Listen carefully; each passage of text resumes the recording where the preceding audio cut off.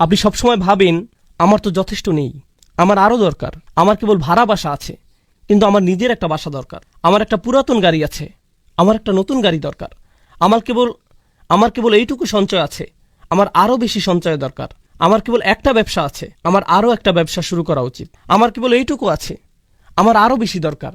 সবসময় আপনি অনেক অনেক বেশি পাওয়ার আশা করেন। আপনার মন সবসময় এইসব আকাঙ্ক্ষায় ব্যস্ত থাকে, আর আপনি গুরুত্বপূর্ণ কিছুর ভাবনা থেকে উদাসীন হয়ে পড়েন। এটা হচ্ছে প্রথম অর্থ। তাকাসুরের দ্বিতীয় অর্থ হচ্ছে অনেক পাওয়ার জন্য প্রতিযোগিতা করা। প্রথম অর্থ ছিল নিজের জন্য অনেক বেশি চাওয়া, দ্বিতীয় অর্থ হচ্ছে অনেক পাওয়ার জন্য অন্যদের সাথে প্রতিযোগিতা করা। সে কিভাবে আমার চেয়ে বেশি পেল, আমার চেয়ে তার বেশি কিভাবে? ভাই, সে আমার চেয়ে ভালো চাকরি করে, আমার ওকে ধরা উচিত, আমার ওকে হারাতে হবে। আপনার অফিসে আপনার চেয়ারে বসে আছেন, আপনার পাশে যে বসে আছে তার চেয়ারটা আপনার চেয়ারের চেয়ে উন্নত। আপনি দেখে ভাবলেন তার চেয়ারটা কিভাবে আমার চেয়ে সুন্দর, সে কিভাবে এটা পেল। এটা খুবই সামান্য জিনিস, কিন্তু আপনি এভাবেই ভাবেন। তার হয়তো একটা সুন্দর মাউস আছে, তার মাউস প্যাডটা ঝকঝকে, তার টেবিলের পাশে সুন্দর জানালা আছে, আমার এখানে তো জানালা নেই। এটা হতে পারে খুবই সামান্য কোনো বিষয়, খুব ক্ষুদ্র পরিসরে। একজনের চাকরি হয়তো বিল্ডিং পরিষ্কার করা, তার ঝাড়ুটা হয়তো পরিষ্কার। আরেকজন দেখে ভাবল, ভাই রে, তার ঝাড়ুটা আমার চেয়ে সুন্দর। আপনি অন্যের সাথে সবসময় নিজের তুলনা করেন, সবসময় নিজের গাড়ির সাথে অন্যের গাড়ির তুলনা করেন, আপনার বাড়ির সাথে অন্যের বাড়ির, আপনার জামা কাপড়ের সাথে অন্যের জামা কাপড়ের, আপনার সম্পদের সাথে অন্যের সম্পদের তুলনা করেন, আর এটা আপনাকে বিভ্রান্ত করছে। প্রথম বিষয়টি ছিল আপনি নিজে অনেক কিছু চান। দ্বিতীয় বিষয়টি হচ্ছে আপনি সবসময় অন্যের সাথে নিজেকে তুলনা করেন। অন্যের সাথে নিজের তুলনা করার এই মনোভাবটি সবসময় আপনাকে ব্যস্ত রাখে। বলে রাখি, এই মনোভাবটি সামাজিক আচার অনুষ্ঠানেও প্রকাশ পায়। তাদের বিয়ে এরকম ছিল, তাহলে আমাদের বিয়ে কেমন হবে? আমাদের পরিবারের বিয়েটা তাদের চেয়েও জাঁকজমক হতে হবে। তারা এই হল ভাড়া নিয়েছে, আমরা এর চেয়েও দামি হল ভাড়া করব। এত এত ভাড়া দিয়ে তাদের বিশাল অঙ্কের ঋণ হয়েছে, আমরা এর চেয়ে বেশি খরচ করে তার চেয়ে বিশাল অঙ্কের ঋণ মাথায় নিব, তাই না? মূল বিষয়টা হচ্ছে এই প্রতিযোগিতা সব সময় এমন হয়, এটা সব সময় হয়। আর হ্যাঁ, এটা তো অমুসলিমদের মধ্যেও হয়ে থাকে। এটা তো শুধু মুসলিমদের মধ্যেই হয়, অবশ্যই তা নয়। আল্লাহ এখানে সমগ্র মানুষের সাথে কথা বলছেন। কে প্রমোশন পেতে চায়? ভাই, তার প্রমোশন না হোক, আর যদি তার হয় তাহলে তার হলো কেন, আমার কেন হলো না? যখন অন্য একজনের প্রমোশন হয় তার মানে এই না যে আপনি কম পাবেন। এরপরেও আপনার বাসায় খাবার থাকবে, কিন্তু এটা মানুষের প্রকৃতিগত স্বভাব। এমনকি এটা বাচ্চাদের মধ্যেও হয়ে থাকে। মনে করেন আপনার 2টি বাচ্চা আছে, এদের একজনের খাতায় তার শিক্ষক স্টার দিয়েছেন, আর অন্যজনের খাতায় স্টার দেননি। তিনি হয়তো অন্য কারো খাতায় দিয়েছেন। আপনি হয়তো বাচ্চাদের নিয়ে গাড়ি করে বাসায় ফিরছেন, সে বলল, আমি একটা স্টার পেয়েছি। অন্যজন হতাশ হলো, আমি কিছুই পাইনি। এখানে লক্ষ্য করার বিষয় হলো, সে স্টার পাক বা না পাক, প্রথম শিশুটি কি এতে কষ্ট পেয়েছে? পায়নি। কিন্তু ইতোমধ্যেই তার মধ্যে কি দেখা যাচ্ছে? প্রতিযোগিতার মনোভাব। তার যা আছে আমারও তা চাই, সে যা পায় আমি যেন তাই পাই। এটা একটা স্বাভাবিক প্রবৃত্তি। তাই আল্লাহ আজ্জা ওয়া জাল্লা এই আয়াতে এই মনোভাবটির প্রতি ইঙ্গিত করেছেন। তাহলে প্রথমটি ছিল বেশি চাওয়া, দ্বিতীয়টি হচ্ছে বেশি চাওয়ার ক্ষেত্রে প্রতিযোগিতা করা। এটা হচ্ছে দ্বিতীয় অর্থ। আসুন এবার তৃতীয় অর্থটি জানি। তৃতীয় অর্থটি হলো বেশি পাওয়ার কারণে অহংকার করা, আত-তাফাখুর মা আত-তাকাসুর। আপনার অনেক থাকার কারণে গর্ব করা। অর্থাৎ যখন কেউ আপনার কাছে আসে, সে হয়তো কোনো কিছু নিয়ে কথা বলছে, আপনি হুট করে বলে বসলেন, ও হ্যাঁ, আমি তো ওখান থেকে গ্রাজুয়েশন করেছি। ওহো, বলে রাখি, এই গাড়িটা আমি মাত্র 2 মাস আগে কিনেছি, খুব ভালো দামে পেয়েছি, মাত্র 37 লাখ, ইত্যাদি ইত্যাদি। সে কি আপনাকে জিজ্ঞেস করেছে আপনার গাড়ি আছে কিনা? সে তো জিজ্ঞেস করেনি, কিন্তু কোনো কারণ ছাড়াই আপনার তাকে বলতে ইচ্ছে হয়েছে। কারণ তাকাসুর থেকে আমরা বুঝতে পারছি এটা কেবল এমন নয় যে শুধু আপনার থাকলেই হবে, বরং আপনি অন্যদেরকে এটা বলতে স্বাচ্ছন্দ্য বোধ করেন। আপনি অন্যদের জানাতে চান যে আপনি খুব ভালো চাকরি করছেন, আপনার এটা আছে, ওটা আছে। তাহলে 3টি বিষয় হলো, তাই না? এবার আসুন চতুর্থ বিষয়ে। আরবিতে বাবে তাফাউলের 2টি বিষয় রয়েছে। এতে আছে মুফাআলা, যার অর্থ মানুষ একে অপরের সাথে প্রতিযোগিতা করছে। আমরা এটা জেনেছি। তাকাসুরের চতুর্থ বিষয়টি হচ্ছে এমন কিছু যা ভাগ করে নেওয়া যায়। তাআওয়ানু, শুধু প্রতিযোগিতা নয়, বরং একে অপরের সহযোগিতা। চতুর্থ বিষয়টি থেকে বোঝা যায় আপনাদের সবারই এটা আছে। আমাদের সবারই বেশি পাওয়ার আকাঙ্ক্ষা আছে। এমন নয় যে একজনের নেই অপরজনের আছে, আমাদের প্রত্যেকেরই বেশি পাওয়ার আকাঙ্ক্ষা আছে। আমাদের প্রত্যেকেরই এটা আছে। আর অনেক অনেক বেশি পাওয়ার আকাঙ্ক্ষাই, একে অপরের সাথে প্রতিযোগিতা করার ইচ্ছাই আমাদের সবাইকে এক করেছে।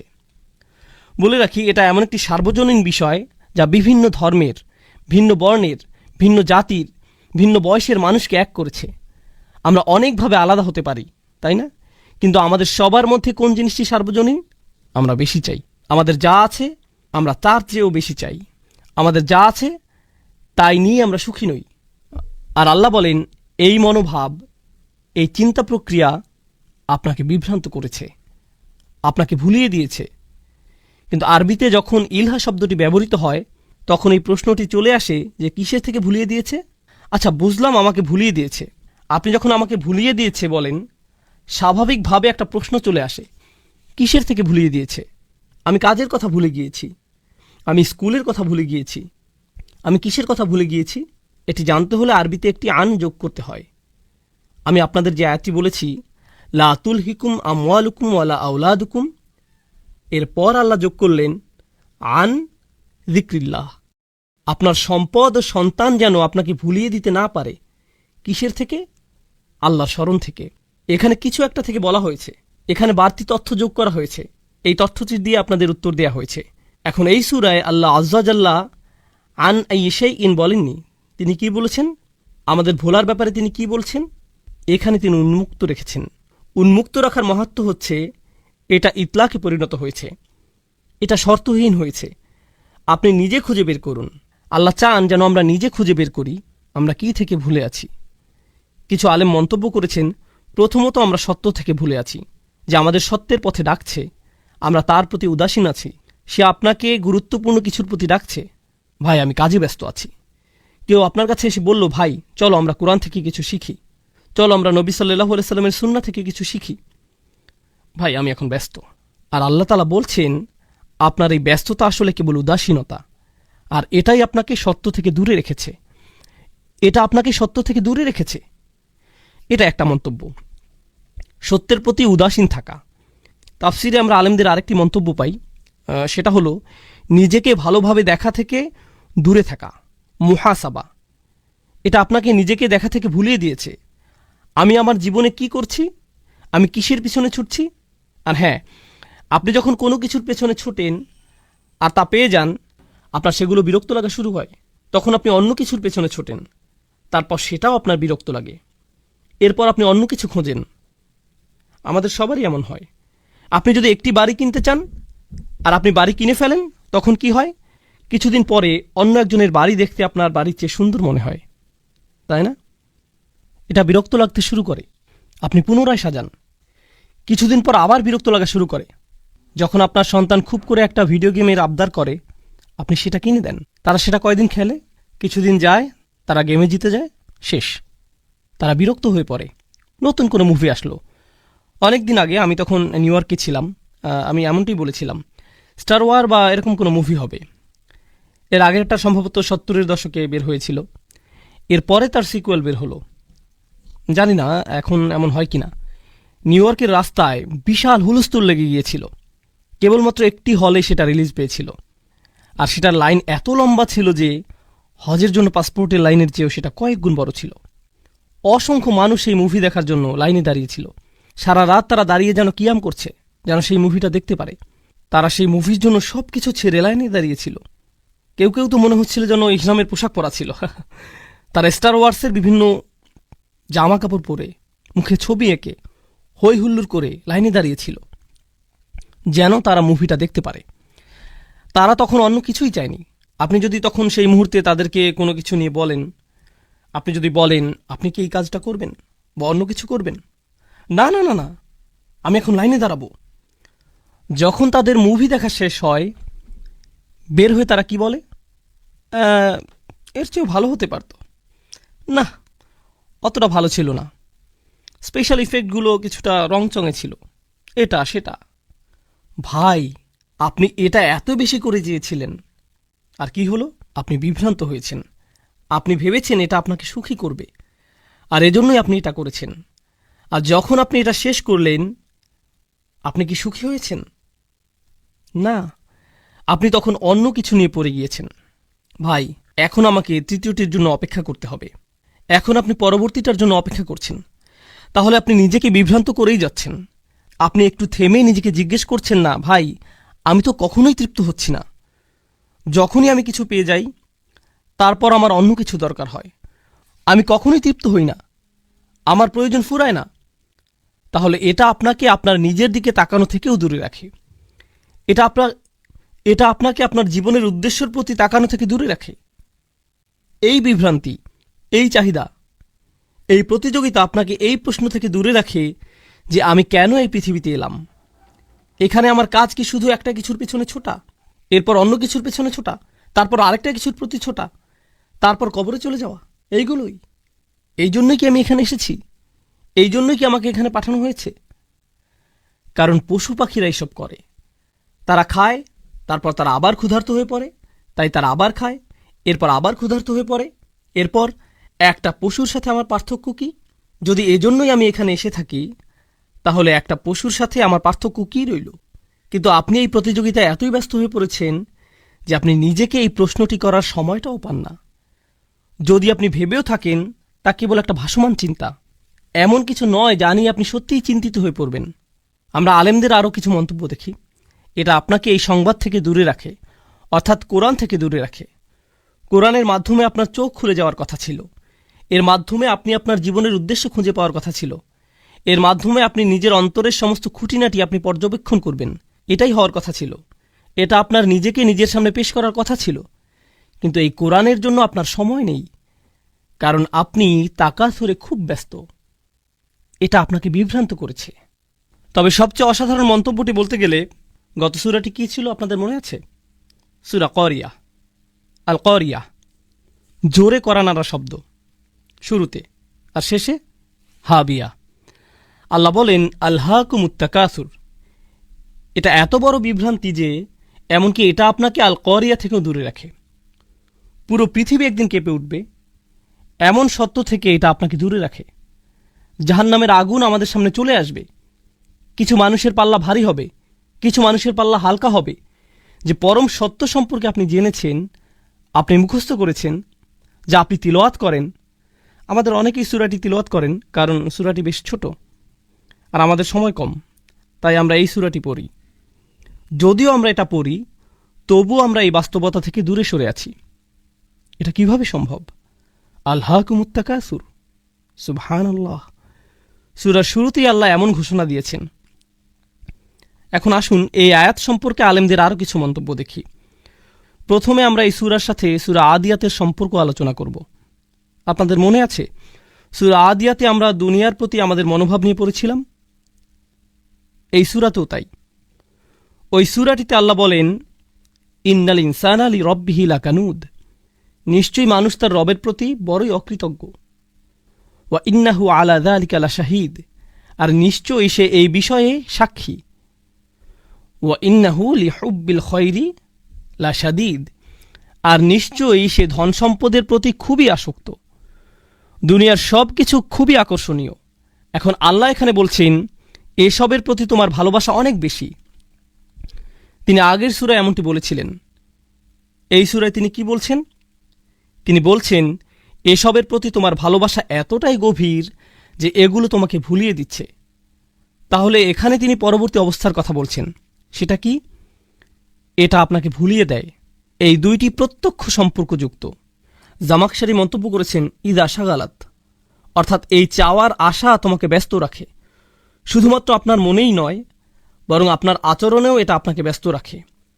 তিনি কাফিরদের এভাবে সংজ্ঞায়িত করেছেন আত্তাবারি ফিল কাসরা আত্তাবাহি বিহা। নিজের অনেক আছে, এটা মানুষকে দেখিয়ে বেড়ানো, সেই সাথে এটা দেখিয়ে গর্ব অনুভব করা। যেমন কেউ বলল আমাদের অনেক কিছু আছে, এটা শুনে অন্যজন বলল না আমাদের তার চেয়েও বেশি আছে।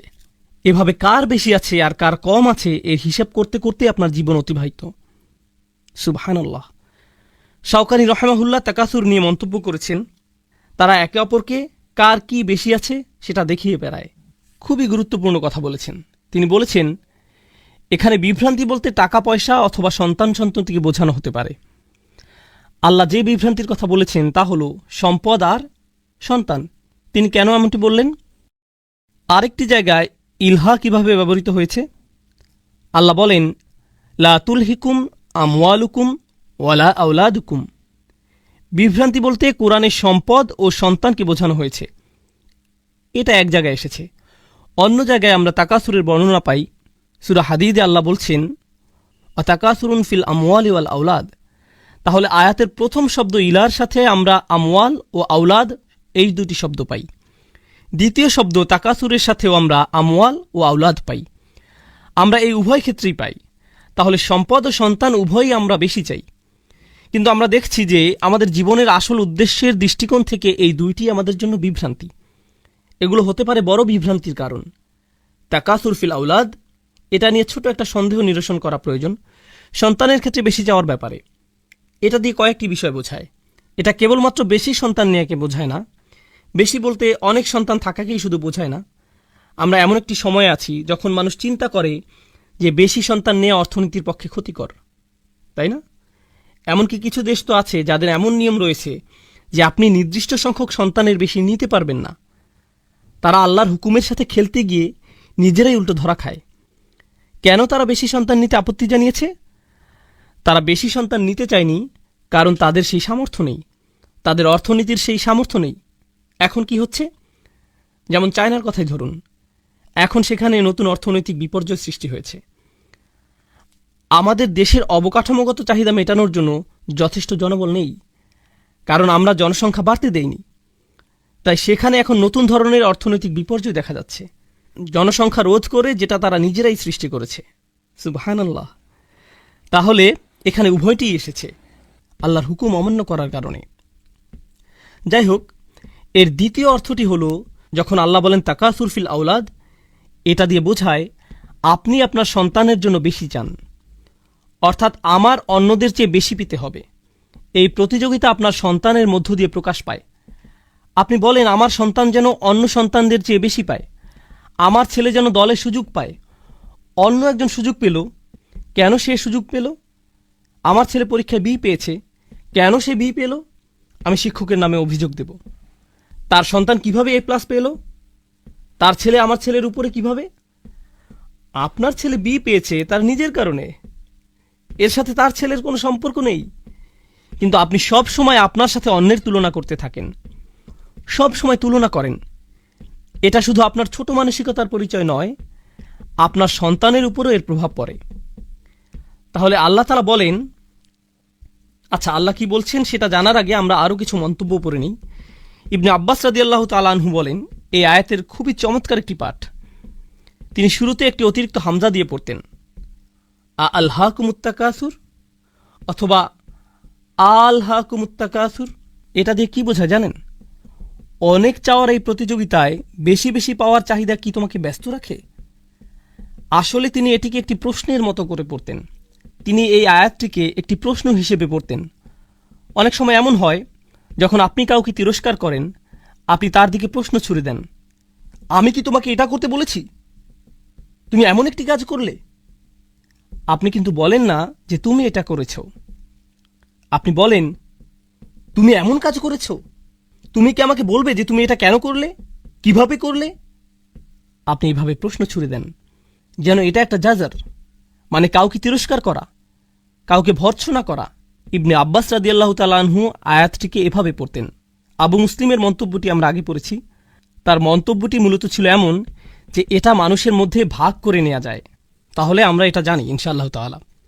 প্রথম আয়াতের ব্যাপারে আমরা সর্বশেষ কোরআনের আরেকটি জায়গায় দেখব, যেটা আছে সূরা কাহফে। আলহাকুমুত তাকাসুরের একটি সুন্দর ব্যাখ্যা। আপনারা তো দুই কৃষকের গল্প জানেন, যাদের একজনের ছিল একটি ছোট বাগান, অন্যজনের ছিল তার চেয়ে বেশ বড় একটি বাগান। সে কিভাবে তাকাসুর প্রকাশ করল? সে গরিব কৃষককে বলল, ধনী কৃষক গরিব কৃষককে বলল, আনা আকসারু মিনকা মালান ওয়া আযু নাফারা, সম্পদের দিক থেকে আমি তোমার চেয়ে বড়, জনবলের দিক থেকেও আমি তোমার উপরে।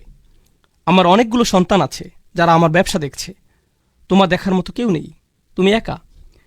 সে বলল, নাহনু আকসার। অপরজন বলল, নাহনু আকসার। অর্থাৎ এখানে সে মূলত অপরজনকে তাকাসুর দেখাচ্ছে। এখানে কিছু বিষয় আছে। আমি যদিও আপনাদের বলেছি যে এটাই শেষ মন্তব্য, তবুও এই মন্তব্যটি পড়া উচিত, এটা গুরুত্বপূর্ণ ইনশাআল্লাহ। এখানে বলা হচ্ছে যে আল্লাহ বলছেন এটা তোমাকে বিভ্রান্ত করছে, কিন্তু তিনি এটা বলেননি যে কি তোমাকে বিভ্রান্ত করছে। এটা শাওকানি রহমাহুল্লাহর মন্তব্য।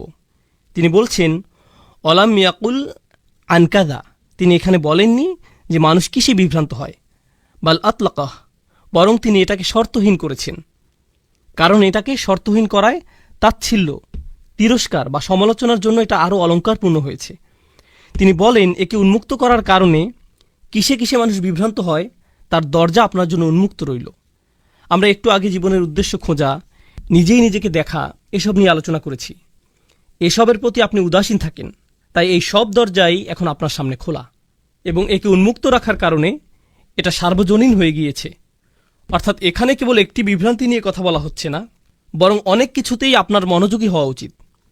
এগুলোর কারণে আপনি কোনো কিছুতেই মনোযোগ দেন না। এটা হচ্ছে আরেকটি সুবিধা। এখানে বাগ্যিতার রীতি মানা হয়েছে। এটা হচ্ছে আরবি অলঙ্কার শাস্ত্রের একটি পাঠ। যখন কোনো কিছু উল্লেখ করা থাকে না, এর মাহাত্ম্য রয়েছে। এর অর্থ হচ্ছে এই তাকাসুর আপনাকে সব কিছু থেকে ব্যস্ত রাখছে, যা নিয়ে আপনার ব্যস্ত থাকার কথা ছিল।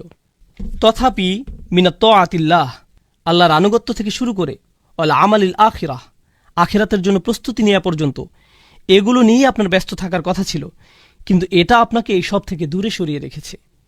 এই ছিল প্রথম আয়াতের ব্যাপারে সর্বশেষ মন্তব্য। আল্লাহ বলেন হাত্তা জুরতুমুল মাকাবির। যারা মানে কারোর সাথে দেখা করা, জিয়ারাহ মানে কারোর সাথে দেখা করা। উর্দুতে আমরা বলি জিয়ারত করনা, এরকম কাছাকাছি শব্দ, কারোর সাথে দেখা করা। কিন্তু প্রাচীন আরবি ভাষায় এর আরেকটি অর্থ আছে, সেটা হলো কারোর সাথে দেখা করা ও তাকে জড়িয়ে ধরা, বুকে বুক মেলানো। একেও জিয়ারা বলা হয়ে থাকে। আপনি কেবলমাত্র কারোর সাথে দেখাই করেন না, আপনি তাকে জড়িয়েও ধরেন। আর আল্লাহ এখানে বলে রাখি, আপনি যখন কারোর সাথে দেখা করেন সেটা কি স্থায়ী না অস্থায়ী? এটা অস্থায়ী। আপনি একটু পরেই চলে যাবেন। এখানে এই অর্থটিও আছে, মানে আপনি কারোর সাথে দেখা করতে গিয়েছেন, আপনি দেখা করেছেন, এরপর আপনি চলে গিয়েছেন। আল্লাহ এখানে বলেছেন হাত্তা জুরতুমুল মাকাবির, যতক্ষণ পর্যন্ত আপনি কবরের সাথে দেখা করছেন বা সাক্ষাৎ করছেন। আক্ষরিক অর্থে বললে যতক্ষণ না আপনি কবরের সাথে সাক্ষাৎ করছেন। যখন আপনি কারোর সাথে দেখা করেন, আপনি তার জন্য প্রস্তুতি রাখেন, আপনি প্রস্তুতি নিয়ে দেখা করেন। আপনার ভালো লাগুক বা না লাগুক, আপনার তার সাথে দেখা করতেই হবে। আর এখানে আপনি কার সাথে দেখা করছেন? আপনার কবরের সাথে। এখানে জিয়ারা শব্দটির সাথে মাকাবির ব্যবহার করার কারণে আমরা একটা জিনিস বুঝতে পারছি যে আমরা কবরে চিরকাল থাকব না। কেননা জিয়ারা বলতে অস্থায়ী বোঝায়। আল্লাহ জিয়ারা শব্দটির সাথে জান্নাত বা জাহান্নাম ব্যবহার করেননি, তিনি ব্যবহার করেছেন মাকাবির, কবরের সাথে। আপনি যদি আরেকটি সূরা দেখেন, দুনিয়ার প্রতি মনোভাব নিয়ে অপর আরেকটি সূরা কি? সূরা আদিয়াত। আফালা ইয়ালামু ইযা বু'সিরা মা ফিল কুবুর, তবে কি সে জানে না যে কবরে যা আছে তা কখন উত্থিত হবে? এখানে কুবুর শব্দটি ব্যবহৃত হয়েছে, আর এই সূরায় মাকাবির শব্দটি এসেছে। মাকাবির শব্দটি জিয়ারা শব্দের সাথে উপযুক্ত, কারণ জিয়ারা একটি স্থানে করা হয়ে থাকে। আর মাকাবির শব্দটি মাকবারা শব্দের বহুবচন। আরবি ভাষায় কোনো বিশেষ্য পদ মা দিয়ে শুরু হলে একে বলা হয় জরফে মাকান। এটা দিয়ে কোনো স্থান নির্দেশ করা হয়, যেমন মসজিদ বা মাতার বিমানবন্দর, বা মাকআদ বসার জায়গা, মজলিস এটাও বসার জায়গা, সমাগম। তাহলে বোঝা যাচ্ছে শুরুতে মা থাকলে সেটা দিয়ে কোনো জায়গা বোঝায়, এটাই জরফে মাকান। আর সাক্ষাৎ কোনো একটা জায়গায় হয়ে থাকে, তাই কবরের কথা বোঝাতে এর সাথে এখানে জায়গার বর্ণনা এসেছে। মানে এটা একটা কবরস্থান। আপনি যখন কিছু পাওয়ার ধান্দায় থাকেন, কোথায় আপনার খুব একটা যাওয়া হয় না? কবরস্থানে। সেখানে আপনার জন্য তেমন কিছু নেই। কবরস্থানে আপনার দুনিয়াবি কিছু পাওয়ার নেই,